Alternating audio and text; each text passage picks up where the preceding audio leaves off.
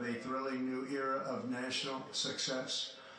A tide of change is sweeping the country, sunlight is pouring over the entire world, and America has the chance to seize this opportunity like never before.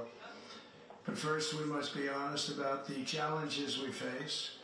While they are plentiful, they will be annihilated by this great momentum that the world is now witnessing in the United States of America.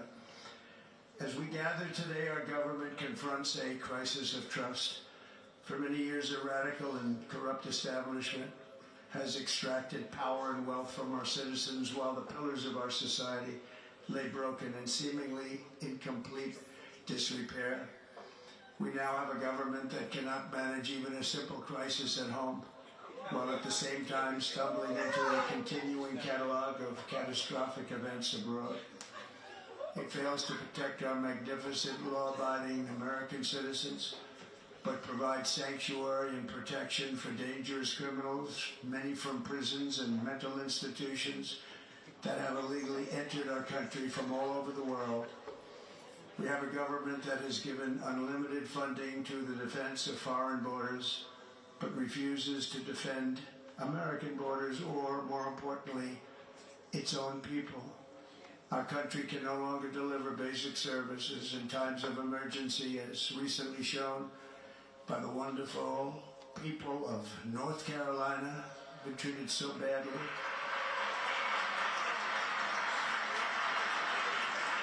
And other states who are still suffering from a hurricane that took place many months ago.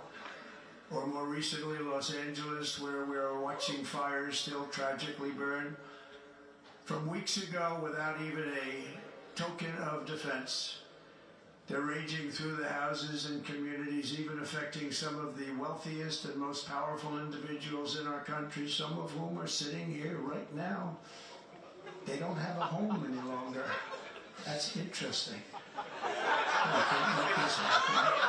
Everyone is unable to do anything about it. That's going to change. We have a public health system that does not deliver in times of disaster, yet more money is spent on it than any country anywhere in the world. And we have an education system that teaches our children to be ashamed of themselves in many cases, to hate our country despite the love that we try so desperately to provide to them. Yes. All of this will change starting today, and it will change very quickly.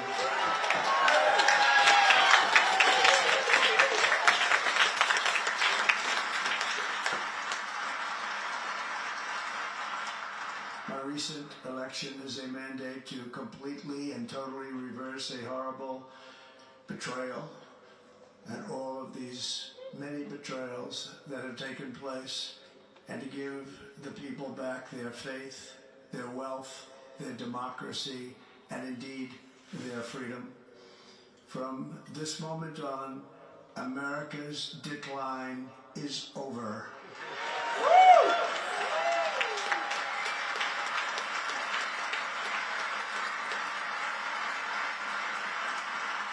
Our liberties and our nation's glorious destiny will no longer be denied, and we will immediately restore the integrity, competency, and loyalty of America's government.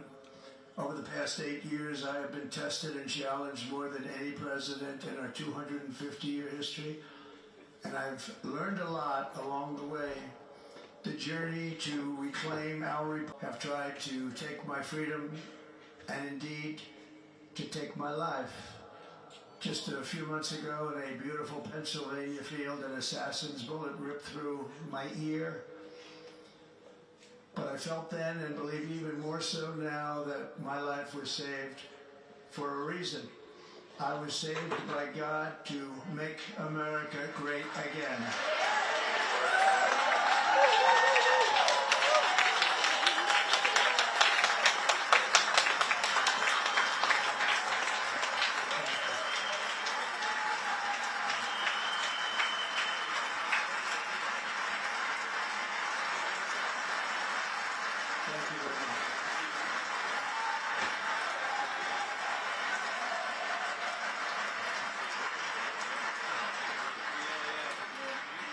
That is why each day under our administration of American patriots, we will be working to meet every crisis with dignity and power and strength.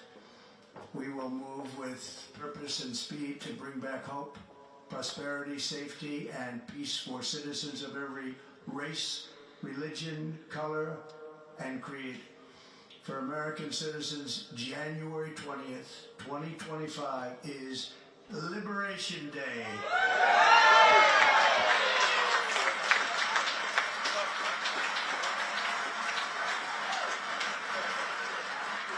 It is my hope that our recent presidential election will be remembered as the greatest and most consequential election in the history of our country.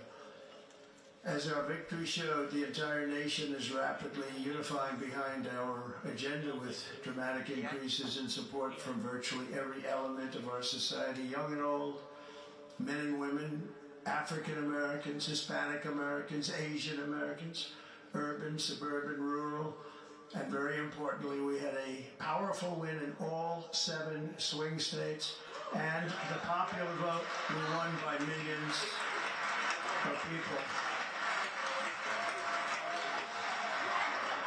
To the Black and Hispanic communities, I want to thank you for the tremendous outpouring of love and trust that you have shown me with your vote. We set records, and I will not forget it. I've heard your voices in the campaign, and I look forward to working with you in the years to come. Today is Martin Luther King Day, and his honor, this will be a great honor, but in his honor we will strive together to make his dream a reality. We will make his dream come true.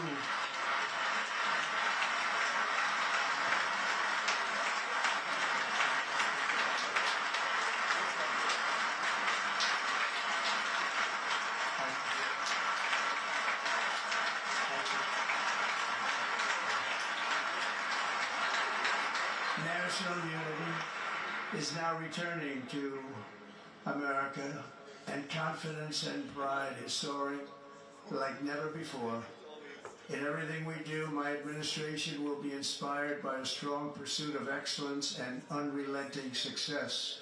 We will not forget our country, we will not forget our Constitution, and we will not forget our God. Can't do that.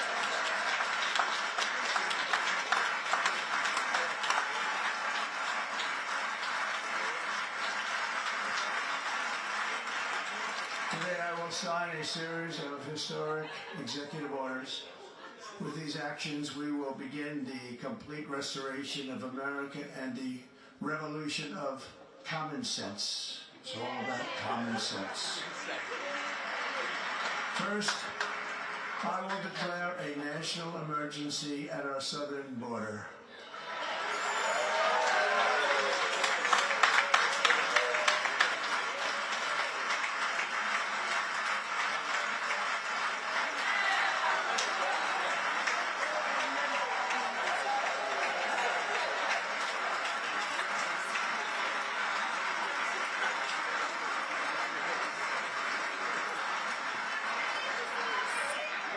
All illegal entry will immediately be halted, and we will begin the process of returning millions and millions of criminal aliens back to the places from which they came.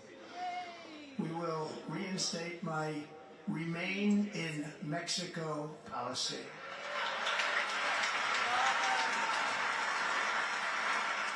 I will end the practice of catch and release. And I will send troops to the southern border to repel the disastrous invasion of our country.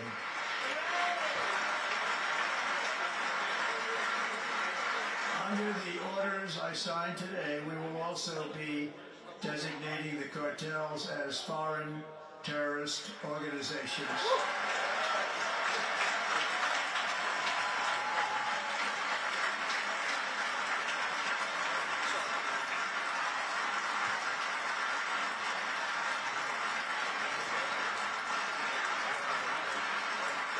And by invoking the Alien Enemy Economies Act of 1798, I will direct our government to use the full and immense power of federal and state law enforcement to eliminate the presence of all foreign gangs and criminal networks, bringing devastating crime to U.S. soil, including our cities and inner cities.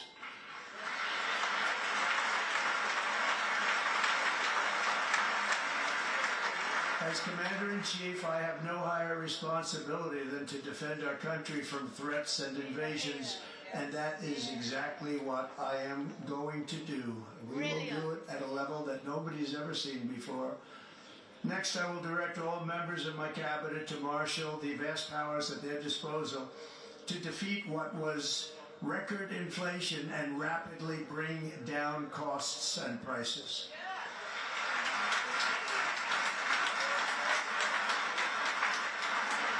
The inflation crisis was caused by massive overspending and escalating energy prices, and that is why today I will also declare a national energy emergency. We will drill, baby, drill.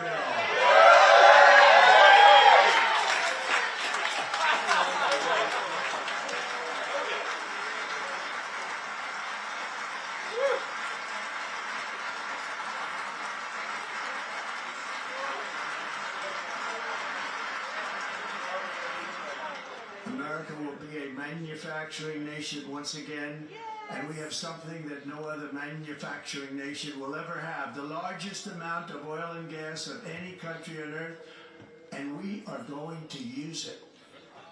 We will bring prices down, fill our strategic reserves up again, right to the top, and export American energy all over the world.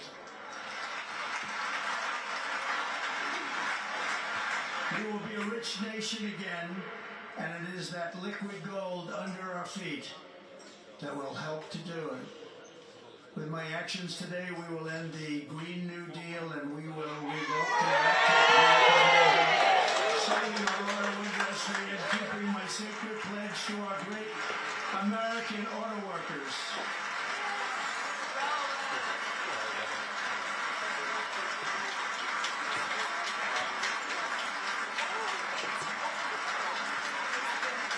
In other words, you'll be able to buy the car of your choice.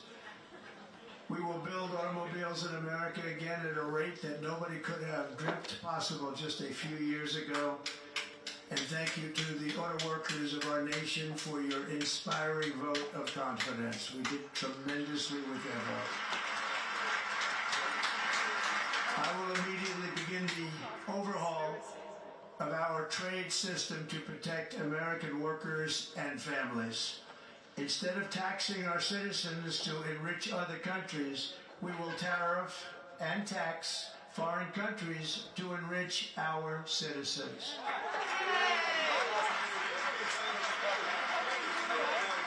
For this purpose, we are establishing the External Revenue Service to collect all tariffs, duties, and revenues. It will be massive amounts of money pouring into our treasury, coming from foreign sources. The American dream will soon be back and thriving like never before to restore competence and effectiveness to our federal government. My administration will establish the brand new department.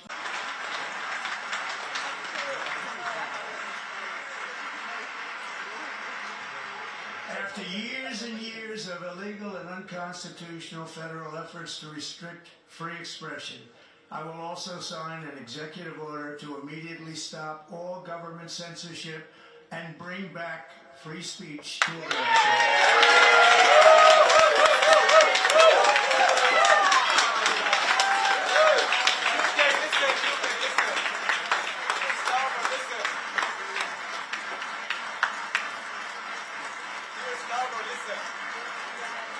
Never again will the immense power of the state be weaponized to persecute political opponents. Something I know something about. We will not allow that to happen. It will not happen again under my leadership, we will restore fair, equal, and impartial justice under the constitutional rule of law.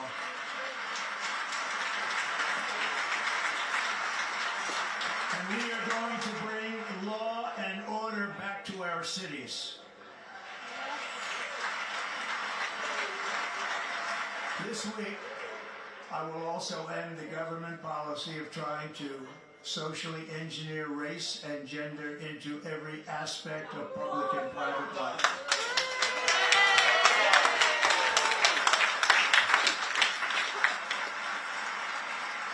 We will forge a society that is colorblind and merit-based.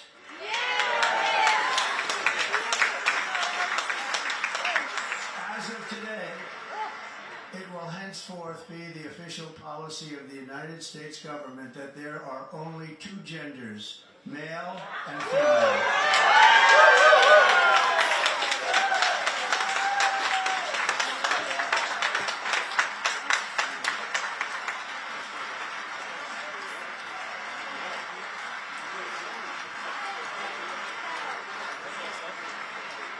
This week, I will reinstate any service members who were unjustly expelled from our military for objecting to the COVID vaccine mandate with full back pay.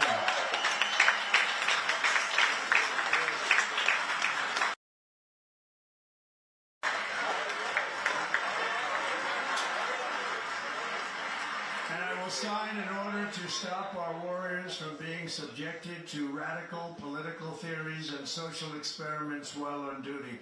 It's going to end immediately. Our armed forces will be free to focus on their sole mission, defeating America's enemies.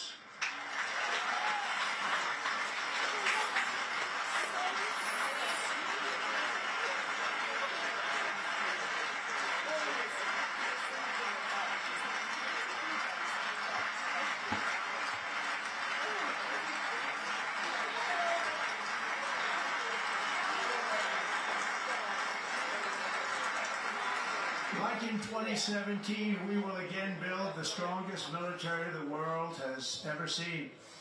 We will measure our success not only by the battles we win, but also by the wars that we end, and perhaps most importantly, the wars we never get into.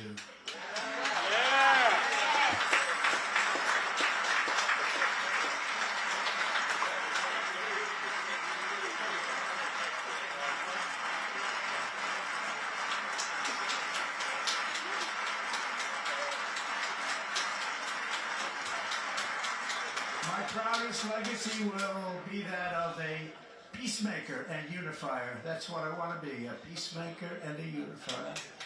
I'm pleased to say that as of yesterday, one day before I assumed office, the hostages in the Middle East are coming back home to their families.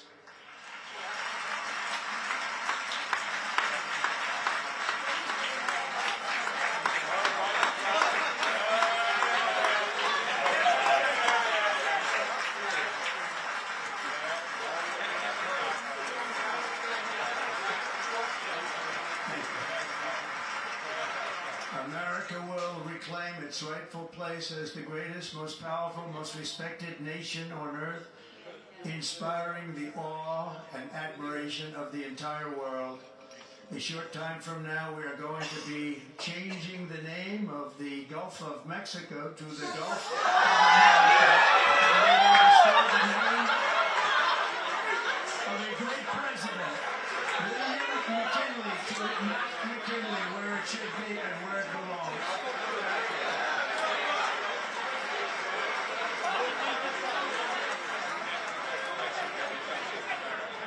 President McKinley made our country very rich through tariffs and through talent. He's a natural businessman and gave Teddy Roosevelt the money for many of the great things he did, including the Panama Canal, which has foolishly been given to the country of Panama after the United States. The United States, I mean, think of this, spent more money than ever spent on a project before and lost 38,000 lives in the building of the Panama Canal. We have been treated very badly from this foolish gift that should have never been made, and Panama's promise to us has been broken. The purpose of our deal and the spirit of our treaty has been totally violated. American ships are being severely overcharged and not treated fairly in any way, shape, or form, and that includes the United States Navy. And above all, China is operating the Panama Canal, and we didn't give it to China, we gave it to Panama, and we're taking it back.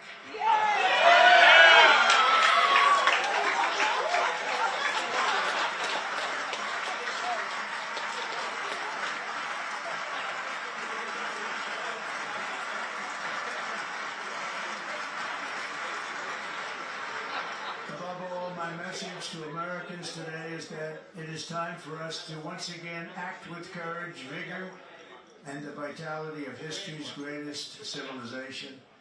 So as we liberate our nation, we will lead it to new heights of victory and success.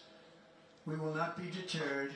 Together we will end the chronic disease epidemic and keep our children safe, healthy, and disease-free.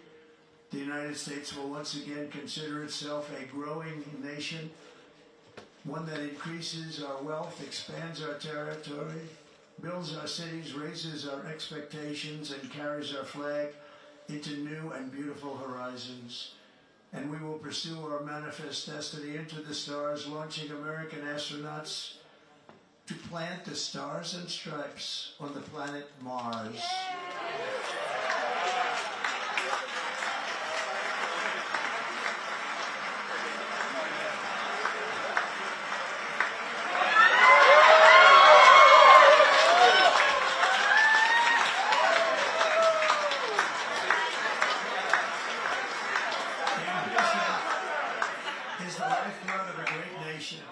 And right now our nation is more ambitious than any other. There's no nation like our nation.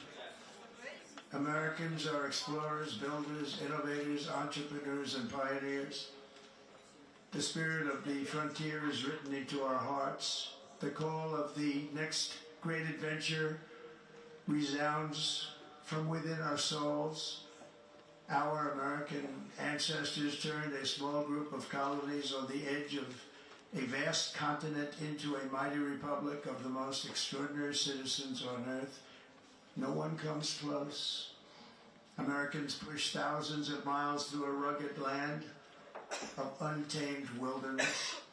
They crossed deserts, scaled mountains, braved untold dangers, won the Wild West, ended slavery, rescued millions from tyranny, lifted billions from poverty, harnessed electricity, split the atom, launched mankind into the heavens, and put the universe of human knowledge into the palm of the human hand. If we work together, there is nothing we cannot do, and no dream we cannot achieve. Many people thought it was impossible for me to stage such a historic political comeback. But as you see today, here I am. The American people have spoken.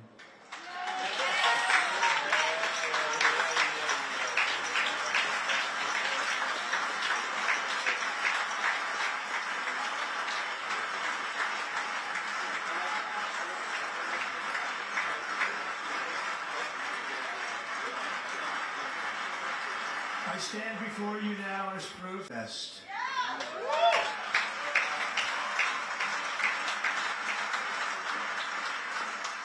From New York to Los Angeles, from Philadelphia to Phoenix, from Chicago to Miami, from Houston to right here in Washington, D.C., our country was forged and built by the generations of patriots who gave everything they had for our rights and for our freedom. They were farmers and soldiers, cowboys and factory workers, steel workers and coal miners, police officers and pioneers who pushed onward, marched forward, and let no obstacle defeat their spirit or their pride. Together they laid down the railroads, raised up the skyscrapers, built great highways, won 2 world wars, defeated fascism and communism, and triumphed over every single challenge that they face. After all we have been through together, we stand on the verge of the 4 greatest years in American history. With your help, we will restore America's promise, and we will rebuild the nation that we love, and we love it so much. We are one people, one family, and one glorious nation under God. So to every parent who dreams for their child, and every child who dreams for their future, I am with you, I will fight for you, and I will win for you. We're going to win like never before.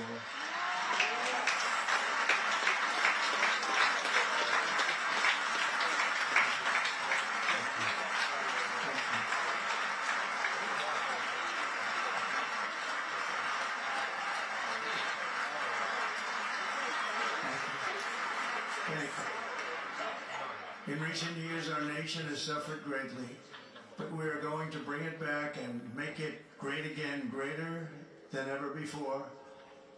We will be a nation like no other, full of compassion, courage, and exceptionalism. Our power will stop all wars and bring a new spirit of unity to a world that has been angry, violent, and totally unpredictable. America will be respected again and admired again, including by people of religion, faith, and goodwill. We will be prosperous. We will be proud. We will be strong, and we will win like never before. We will not be conquered. We will not be intimidated. We will not be broken, and we will not fail. From this day on, the United States of America will be a free, sovereign, and independent nation. We will stand bravely. We will live proudly. We will dream boldly, and nothing will stand in our way because we are Americans. The future is ours, and our golden age has just begun. Thank you. God bless America. Thank you all. Thank you.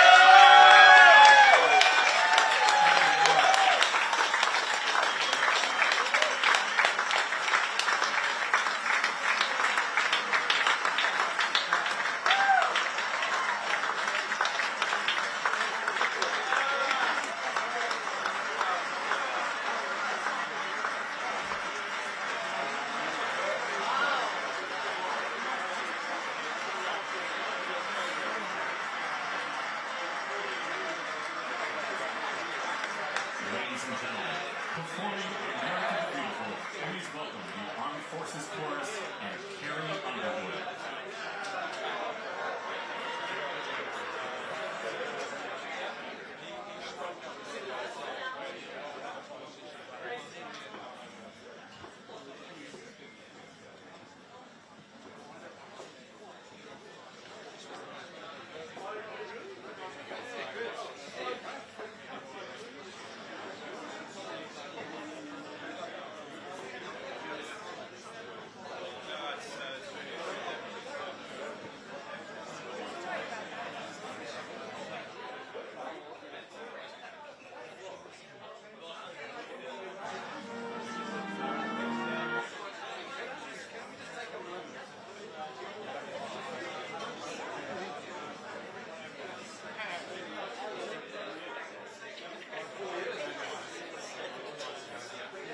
Well, there you go, ladies and gents. It is official. America has a new president, Donald Trump, and of course, Vice President. Goodness gracious me, I mean, the atmosphere absolutely electric. You're seeing that in the Rotunda building there at Martin Dudley alongside me till 7 o'clock. We were furiously making this the inauguration address. I know it's only about half an hour. Where it was speaking, okay, so your comments you all know that he did all of that. I would suggest that you did. I'm not sure that you know all of that, but goodness me, I mean, Martin was so much in that address he just gave. I think that was one of the most astonishing political speeches I've ever heard, irrespective of whether you like Trump or if you dislike Trump. There are so many statements of intent, so many clear policy decisions on day one, so much of insight into the direction of travel where America is going to go. It's our job now, Michelle, to cut through some of these details. Let's before we do that, listen to a few of the members